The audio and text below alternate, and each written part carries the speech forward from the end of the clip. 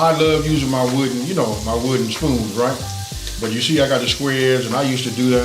But listen, a few of my, you know, subscribers, people that follow me, sent me a few of these. Look, this right here makes so much of a difference. You know what, I just want to say thank you. You guys know who you are.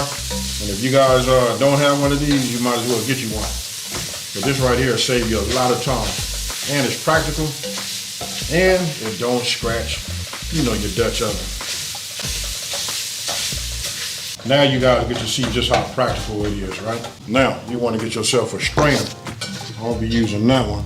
Look, you guys can put this on a paper plate, regular plate. What I'm gonna do is I want to keep a little bit of that flavor in there, right? So just so everything will drip off, and I'm just gonna set this right here like that. Right? So let me finish getting the rest of this out, and then I'm gonna show you guys the next step. You're gonna really like that. I went ahead and turned my heat back on. You see this? Look, we want to go ahead and just start. Use some kitchen shears. It'll be best to do that. Start off there. Look, we're just gonna cut these. All of this down here on the bottom, all of that. Now we adding the bacon to it. I know you guys can just imagine right now, think about that flavor. You know what I mean? What we're doing is we're building layers and we're making it real nice. Now, under medium-high heat, we want to render this down and cook this. Then once we get this cooked down, I want to separate all of these. Right, once we get it cooked down, then we're gonna remove these. I'm gonna just put this on top of the other pork, the ground pork, you know what I mean? And then I'm gonna show you the next step. Okay, so look, I just went ahead and put my top on my Dutch oven, right? So listen, we're gonna multitask, because I tell you, once we start, we don't stop. So now I'm gonna go ahead and just peel my potatoes, right? I'm gonna go ahead and do it the new school way. I know you guys have seen me peel them like how my grandmama did. That's when I grabbed my petty knife, you know what I mean? And I just get down like my grandmama taught me. But right now, we're gonna do these, and then let me get these done. You guys get to adjust to that. But after I get these done, then we're gonna come back and I'm gonna show you the next step. Super simple, and we're doing this all while our bacon is cooking. Now I'm just gonna go ahead and cut these down, right? The key to the potatoes is you always wanna make sure that you keep them pretty much uniform. That way they all ready at the same time. You don't want something that's gonna be hard. I'm gonna just take these, cut them down, just like this. It depends on what size bites you like. For me, okay, look, I'll say this. You guys can dice them. That's cool, that works. You know what I mean? For me, I just like to quarter them, and I get them about a 1/2 inch, maybe a little bit about 5/8. For those of my construction people out there that know that tape measure, we're talking about that thickness, and then I just cube them up. You know what I mean? This right here, that's cool. I left that big because that right there will be about the same as this one here. As soon as I finish with these, I'm gonna put these back in the water. Hey, before we go, let's look at this bacon. Oh my goodness, folks. You see that right there? It's almost time for me to take this out. Okay, so I want you guys to take a look at this. Listen, I took some of the bacon fat out, and of course I saved my bacon, right? So look, you want to get yourself a strainer, strain in there after it cools, you know, so it doesn't just burn up everything, and then you save it. Listen, you following me, you guys? For those of you guys that do the pork, this is the way to go. Bacon grease. I drained my bacon fat, right? I drained it. I kept maybe about a 1.5 tablespoons. That's good right there. So look, what's gonna get all of that out? That's the diced onion. Look, it's the acid on this and the heat and all of that. And this square edge right here that's gonna do it. So I'm gonna go ahead and just add that to it. Let's get everything coated, and we wanna cook this down a little bit. You can see as I sweep across this, it doesn't really come off. But as I let this cook, and this releases its acids and everything, and works its way on down to become translucent, that's gonna get all of that off at the bottom, and that fine right there is what we're looking for, folks. Okay, so look, we cooking this down. I'm liking that. Right now, I got my mind, you know what, I'm thinking about like a burger and having some grilled onions, but I'm just gonna keep moving this around just like this. Now, I already loaded, put a couple of garlic cloves inside, got my press. Oh yeah, this is it right here, folks. Now, I'll just take this, and we just knock this down just like that. We're just gonna move this around, let this go. You know, give it a little start, only for about 30 seconds, you know. Don't worry about what you see down here on the bottom down there. We're gonna get all that up. It's gonna all marinate, mix in here, and you notice I'm not using a whole lot of seasoning. You know why? Because we letting our ingredients become the seasoning.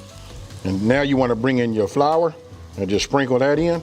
Now remember, I like to do everything in increments, so I start off slow, just like you see. Get everything, in here, get it mixed up and incorporated.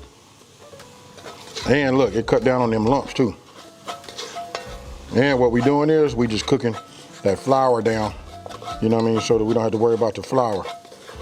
We don't want to taste no flour. We want this to be just right. And don't forget, this is a copycat. So next time you guys at Olive Oil,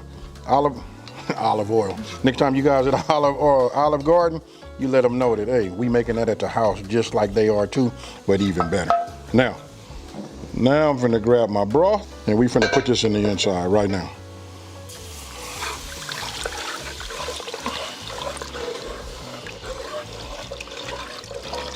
Now we want to bring this back up to a little simmer, right? With that flour and all of this inside, all of this goodness. Look, this is gonna start to thicken up too. So we'll just keep stirring. We got it under a medium-high heat and we're gonna let that continue. Okay, so look, you can see we didn't come back up to like a little light boil, right? So now I'm gonna go ahead and get my strainer just like we did before, like we did with the bacon, right? Just get some of that water off of there. And don't forget, I probably didn't say it earlier, you always want to put your potatoes, especially when you take that skin off of it, you want to put them in some type of water. Reason being, listen, they'll get brown on you. Now, it depends on how cold or hot your water is. If you guys notice, this is a perfect example. You notice now it's not boiling, it's got to come back up to temp. You know what I mean? So look, that's why we say don't overcrowd when we frying. Same principle. But here, we're gonna bring it all up together anyway. And then because I'm impatient and I done made this so many times, I'm gonna go ahead and just raise my fire up. Boom, we working with high now, folks. Look, I got everything coming back up to a boil, right? So now we just put those potatoes in. The objective is to get these to be fork tender. So I'm gonna put this lid on the top. Actually, when you put the lid on here using a Dutch oven, I'm gonna turn it down a little bit because I like to see a little bit of a simmer. That'll do it. Because when you put the top on there, it's gonna probably foam and do all whatever it does underneath, right? So we put this on, I'm gonna set a timer for 15 minutes, then we're gonna come back and check it. Okay, look, so my timer just went off, right? So let me go ahead, open this up. And again, listen, after my burn, I always break it that way, right? So you put that over there. You wanna grab yourself a fork, right? Now I just wanna see how tender this is. Let me come over here so you guys can see. Ah, yeah, these are tender. You see how I just release and they just come off? This one's not quite as heavy, but they still soft. This right here is what you want to do, because look, we're gonna let it continue to cook. Here's my ground pork, and check it out. And we put the bacon in too, right? Now you guys should be able to see, and by now, about the flavor. You should be able to mentally, just about taste it, right? For those of you guys that never had it. Then I want you to pay attention, because look, this is key, especially for my new people. You know what I mean? After we put this in here and this has just been sitting out, it's not as hot. You can see it's not doing that roll and boil, right? So this is fine right here. These are so, oh man. This is the way I like mine. I guess when you get it from Olive Garden, it's a little bit more on the soupier side, but this right here, I don't want to say nothing to sound crazy, but this right here, this the man's version. You know what I mean? Where all my meat, potatoes, lovers at. This is it right here, folks. Now I'm gonna go ahead and add my heavy cream. And now it's starting to resemble, the Zuppa. Chili flakes, because I'm a lightweight. Now I'm gonna go ahead and just mix this. Tell me what you think, folks. It's coming together right here in front of your eyes. If this don't do it for you, you can see the texture, look at the thickness. As I move it back and forth, this right here is right. You wanna talk about something that's done right? This is it. Now, I'm finna come with my fresh black pepper. I would suggest for you guys to taste it and see if you want to add some. For me, it goes in everything that I cook with. And I'm gonna give it 2 generous pinches of this kosher salt too. So we'll just do like that. Just like you see. Now for the kale, right? Look, I'm gonna do it right here where it's super simple for everybody. I can cut this down, but look, just take it, separate it like that. Just take it, get yourself some about this big like this, and just drop it in. This is all you gotta do. And then that stem down on the bottom, obviously we don't wanna put that in there. And we're gonna cook that down and get that nice and soft. But now, for those of you guys that ever had this before, tell me if you like what you're seeing.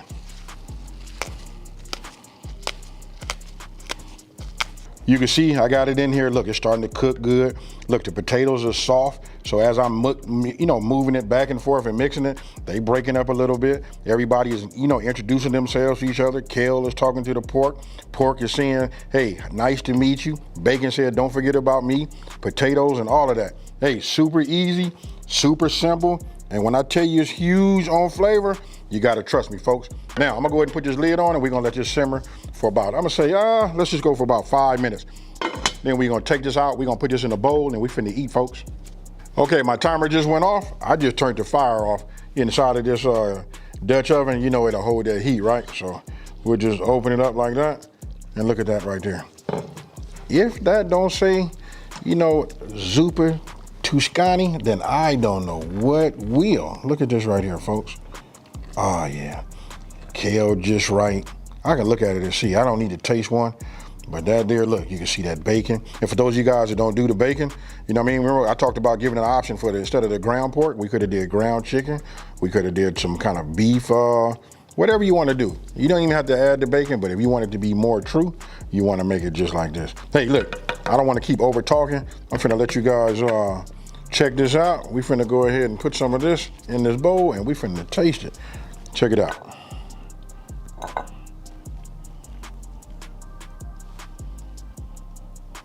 You see that? Look, I just saved a couple of the pieces, pieces of bacon to put over the top. And now I'm going to go ahead and just put a little parm over here like this. This is the way I do mine. Hey, you guys tell me what you think about this right here. Hey, super simple. Hey, let's go ahead and get some. So I'm gonna go ahead and just hit it like this. And I'm gonna get a little bit of that parm too though, Gotta get some of that kale. Let me just make sure I get a potato. Because look, if you guys didn't know by now, I am a meat and potato guy. Now, this is a perfect example to show you how big you can do them. I could have diced these down to like about 1/4 of an inch, maybe about 1/2 inch, but I like it like that size right there. All right, look, enough talking. Cheers, folks. This right here is fire. For those of you guys that have Olive Garden or if in your neighborhood or you guys maybe been passing through and ate there, listen, this right here is a true copycat. This right here is fire. Hey, I actually like mine a little bit like this. When I'm talking about that, I'm talking about the texture and the thickness, folks. I really don't know how to describe it. All I can tell you is after you taste it, hit me up down in the comment section below. Now, with that being said, listen, if you're new to my channel, let me just take this time to say, hey, thank you for watching this video. Don't forget to like, smash that subscribe button, and I want you guys to tell everybody out there, listen, it's a channel out here that's simplifying these recipes and taking the mystery out of cooking. I'm gonna go ahead and date this video right here. I'm gonna say Happy New Year to everybody out there, and I'm out. Peace.